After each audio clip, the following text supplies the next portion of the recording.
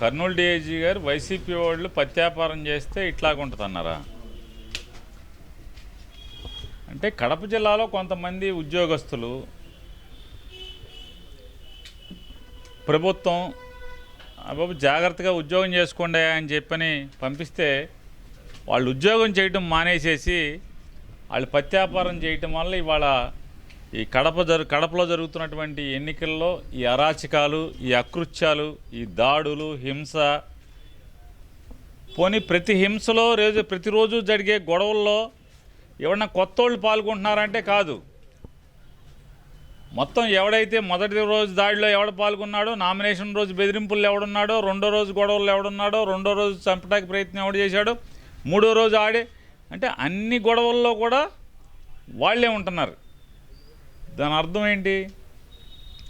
కొంతమంది ఉద్యోగస్తులు కడప జిల్లాలో ప్రస్తుతం ఈ ఎలక్షన్ జరిగే చోట పులివెందుల్లో ఉద్యోగాలు చేయమంటే ఉద్యోగాలు చేయకుండా వాళ్ళు పత్యాపారం చేయటం వల్ల ఇవాళ ఎన్నికల్లో హింస జరుగుతుందనేది మనకు అందరికీ, ప్రజలందరికీ కూడా అర్థమవుతుంది.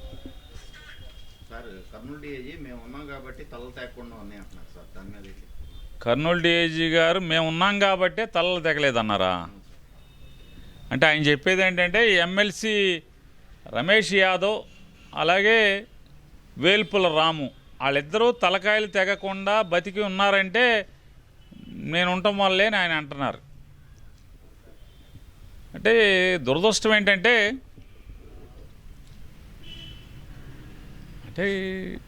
ఇట్లాంటి వాళ్ళు, అంటే ఇటువంటి అధికారులు ఇక్కడే ఉండిపోతున్నారు. ఇంత నైపుణ్యం, అమోఘమైనటువంటి స్కిల్స్ ఉండి రమేష్ యాదవ్ అలాగే వేల్పుల రాము తలలు తెక్కకుండా, అంటే మామూలుగా అయితే ప్లాన్ ప్రకారం తలలు తెగిపోవాలనుకుంటా, తలలు తెక్కకుండా కాపాడినటువంటి ఇటువంటి అధికారులకి ఖచ్చితంగా పీపీఎంఎస్ లేదా పీపీజీఏ అవార్డులకి ఖచ్చితంగా వాళ్ళకి అర్హులు, వాళ్ళకి ఇవ్వాలి.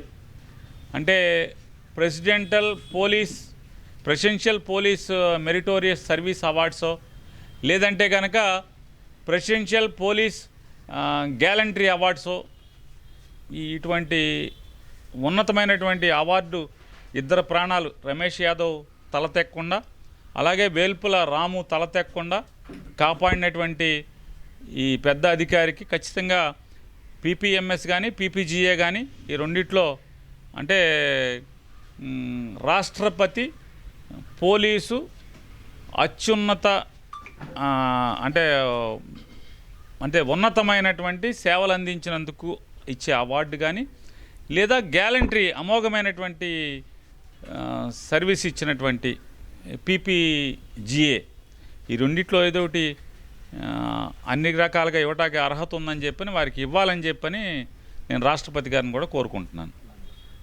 సార్ నిన్న జరిగిన ఇన్సిడెంట్లో బాధితులకి బట్టలంతా రక్త మరకలు ఉన్నాయి కానీ ఒంటి మీద గాయాలు లేవని కర్నూలు డీఐజీ గారు అంటారు.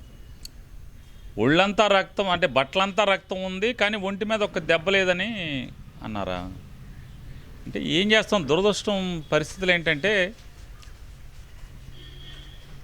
కొంతమందికి పొలిటికల్ క్యాట్రాక్ట్ అని చెప్పని వస్తుంది.